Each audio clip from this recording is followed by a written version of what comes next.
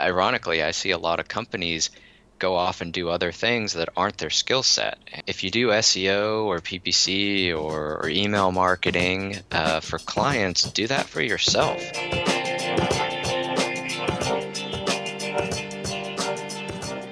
How did you start last year with the first clients? Where did you find the first clients? Uh, well, fortunately, being an online marketing company, we could handle our own online marketing and lead generation. So we can use our own skill set to build our business. So we did, of course, our own SEO for the website, and we do our own PPC management for the company. So that's where we started. Get into that a little bit more on specific channels we use for PPC advertising, LinkedIn, remarketing, different lead generation tactics we use for our own business. So what tactics do you use? I'd say our more popular ones, actually Bing search would be first. Bing network is commonly overlooked by a lot of people of search volume on there because they have Bing, Yahoo, and actually AOL or a chunk of traffic. Windows computers, they default to Bing, so there's actually the search volume on there, and we get high quality leads. They're typically a lower cost. A lot of our competitors just aren't there. They're on Google, and we found that's true with our clients' accounts, with our own accounts. So Bing search, just for internet marketing or PPC management companies, just kind of the keywords you would think, and then LinkedIn. LinkedIn's very active. With us being a B2B company, it just makes sense to do B2B lead generation from LinkedIn. Particularly, we do targeting based on job title, which LinkedIn is great for. It's accurate. You can get your message in front of the marketing or the CEO of a company or marketing director. We know our ad is getting in front of the people that handle this for their company that would outsource it to a small agency.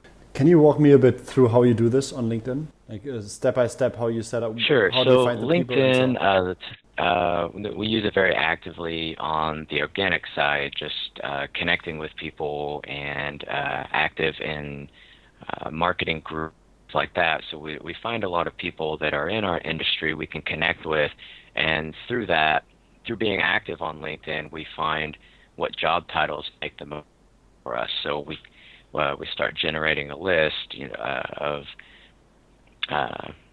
marketing director, marketing coordinator, marketing manager, all these specific job titles. We can then take this list and put it into LinkedIn's targeting. They have several different ones, whether it's industry or position in the company. This particular one we do is by job title. Mm-hmm. So we'll take the job title list that we've generated just from being on LinkedIn and put 40 or 50 job titles related to marketing or management, make that our campaign in LinkedIn, and then make the ad very specific. We know who it's going in front of, whoever makes the marketing decisions at large companies, and cater the ad to them on LinkedIn. So we know it's getting in front of the right people. How do you build this list? Do you have an assistant who searches through the profiles in your second, third degree network, or through groups, or how does it work? Yes, it's through job title, not specific people. So we go through and generate the list manually and put it on a separate sheet and see marketing coordinator or marketing director or VP of marketing. How are people titling their jobs? And then see what works better. Maybe marketing director generates a lot of leads, but marketing coordinator maybe not as many leads. So it's just manual what we think the job titles. And then you take that list and you upload it into like a custom audience on LinkedIn? Yeah, we upload it into LinkedIn. You can put in the job titles you want to target. And that's one option. They also have a broader one that may work for some companies. You can do by industry.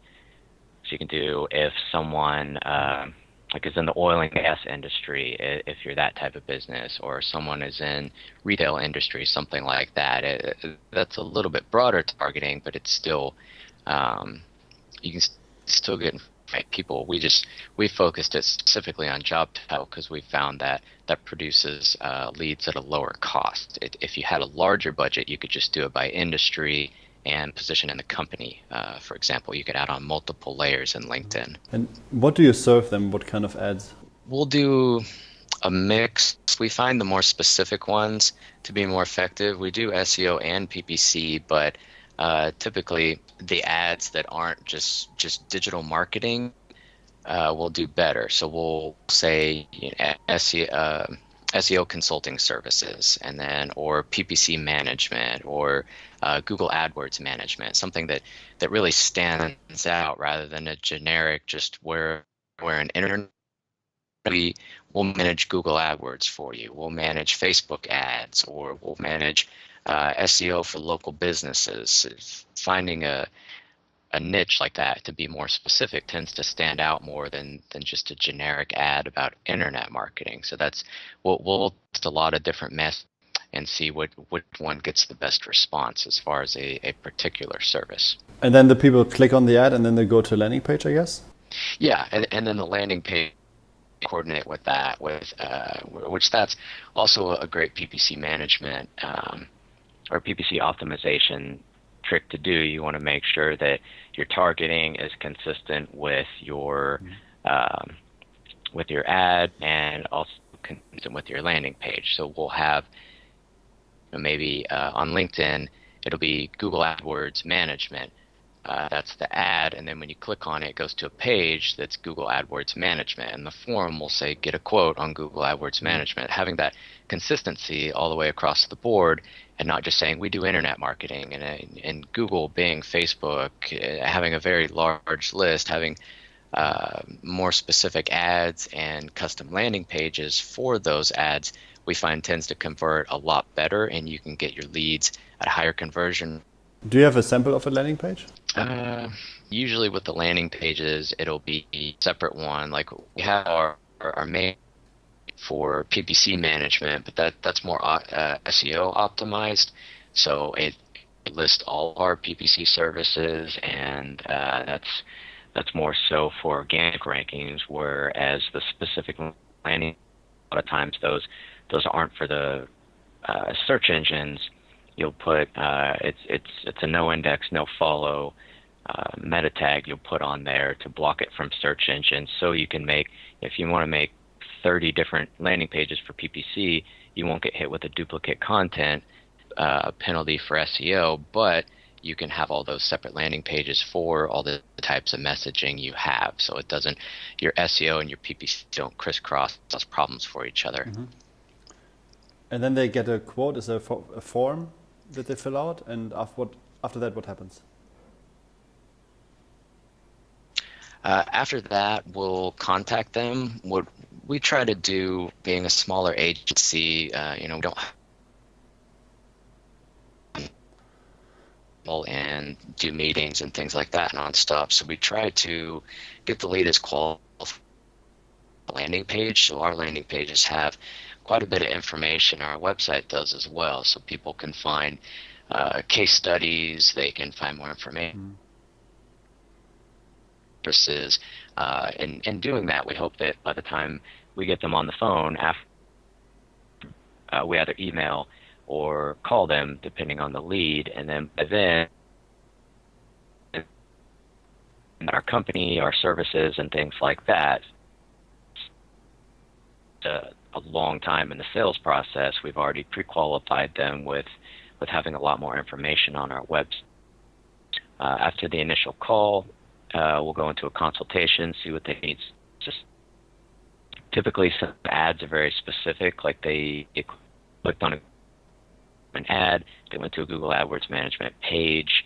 So when we get them on the phone, we already know they need Google AdWords, so they're already pre-qualified to that point, so that when we get them on the phone, we know, what's their budget, what are they looking to do, where they're targeting. So it's like we've already skipped several steps of the sales process, effective targeting. I have an idea. What if we switch off the video, because then maybe the sound comes through clearer.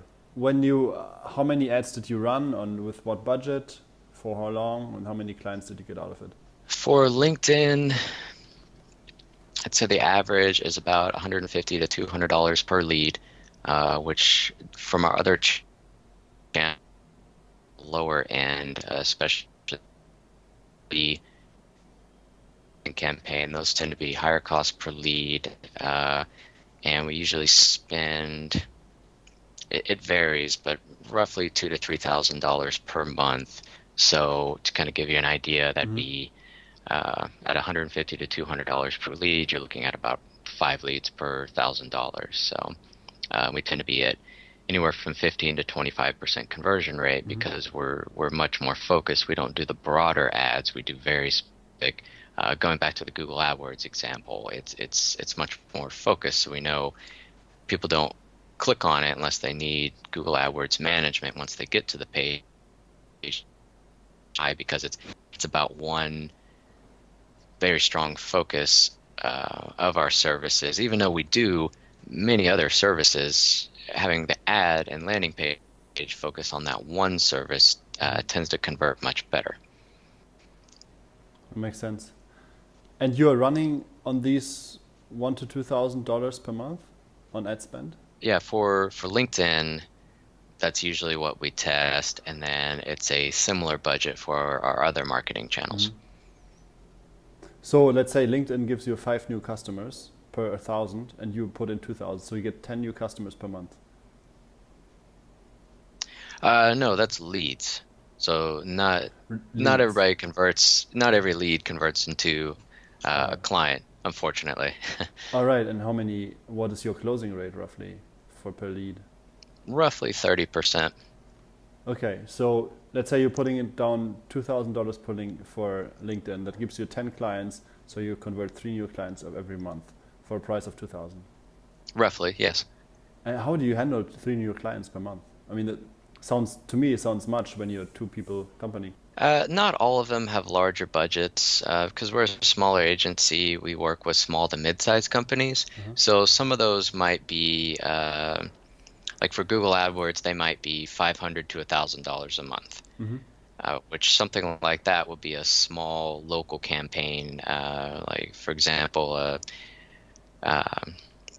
real estate agent. Maybe they work one very specific area of the city, so $500 to $1,000 would be sufficient, or a local restaurant, or we have home services company like a plumber. They really don't need $10,000 to $20,000 a month if they're a small company and they service a small local area. So we tend to get a lot of clients like that, and then we grow how many consultants we need based on how many clients. So it's scalable. If we continue to grow at this rate, we could continue to hire more consultants as we get newer clients. When did you start again? Last year, but when? It's just been about a year and a half because it was November of the previous year. So, yeah, I guess a year and a few months. So you must have some good growth since then based on these strategies. Yeah, we definitely do.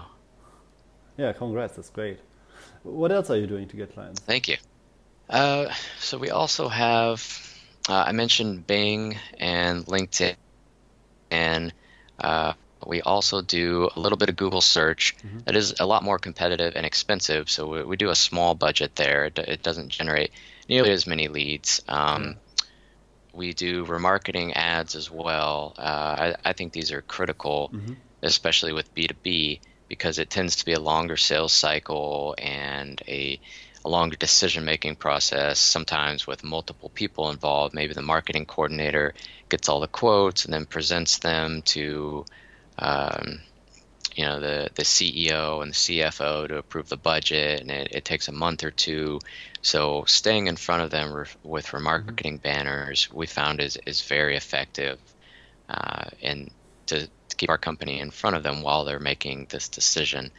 So that's another channel we use. And then we also use Gmail ads, which it's smaller demographic or smaller targeting audience, but we found that you can get directly in front of people that are receiving emails from your competitors, so you can make sure that they're considering you as well as your other competitors.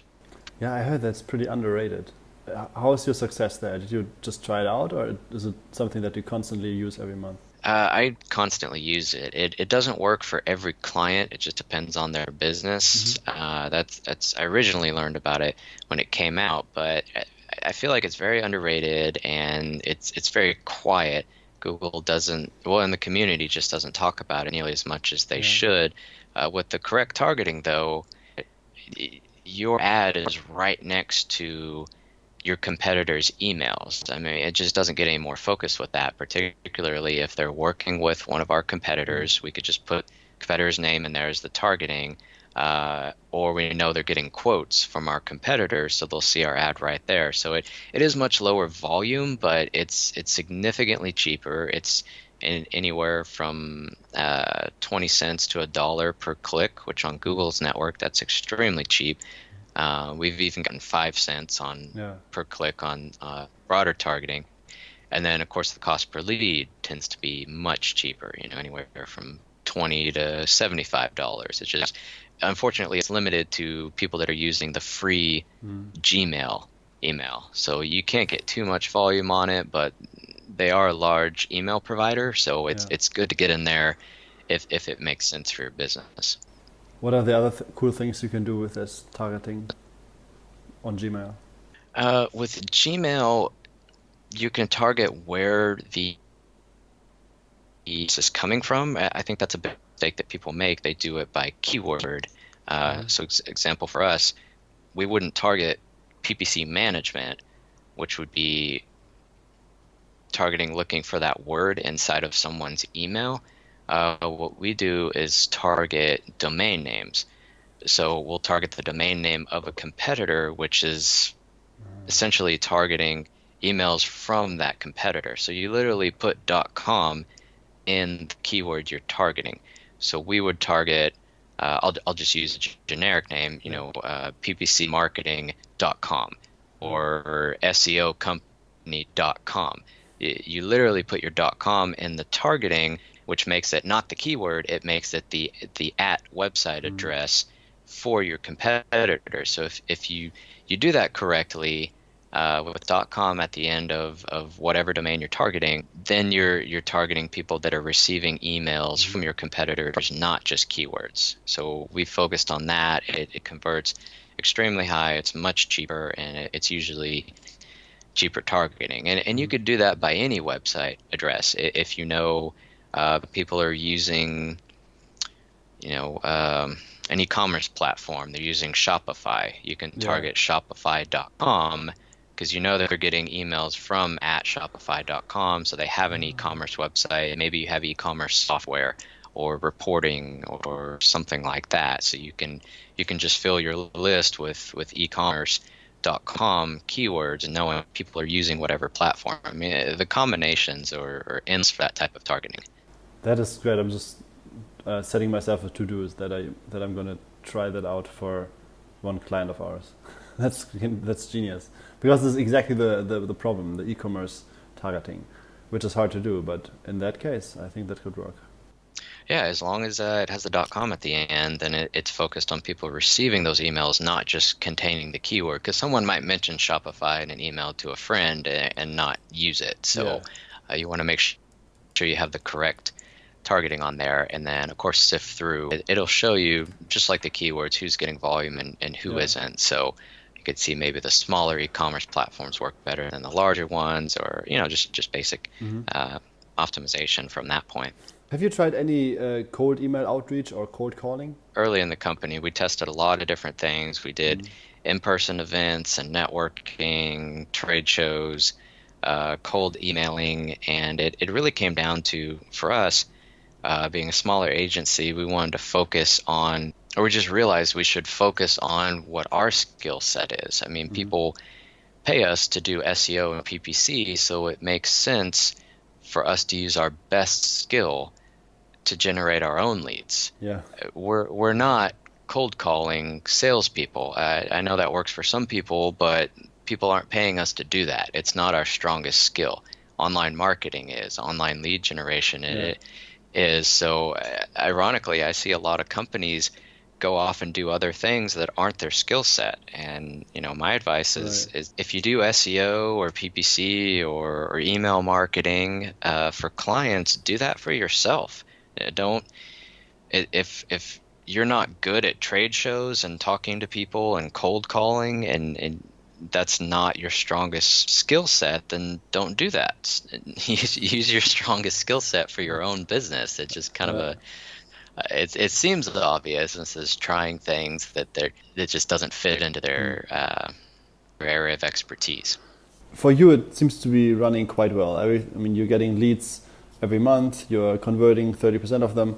What is the biggest obstacle you currently have in order to get to the next level? I'd say there's two different things. There's consistency, because sometimes just with PPC in particular, you'll just have bad months for some reasons out of our control. Other reasons we're just testing ads that didn't work. Like November and December was a lot slower. It's the end of the year. There's a lot of holidays. It slows down business quite a bit. And then beginning of January, it's a little bit slower as everyone's getting back to work, getting organized. So you have ups and downs. There's that, because your PPC performance isn't always exactly the same every month. Again, going back to December, you have Christmas right in the middle of there. So the data is going to be skewed there. So having the ups and downs of the performance, it's not as predictable every single month because of that. And then also just the quality of our service stays exactly the same. Make sure that the people we're bringing on, have the same skill set, and that no matter how big or small the client is, we deliver the same quality service. And that's just maintaining procedures. Make sure you have everything in order for client onboarding and optimization and things like that. Make sure it's consistent every single time you go through with any client. Yeah, the standard growth problems. Yeah.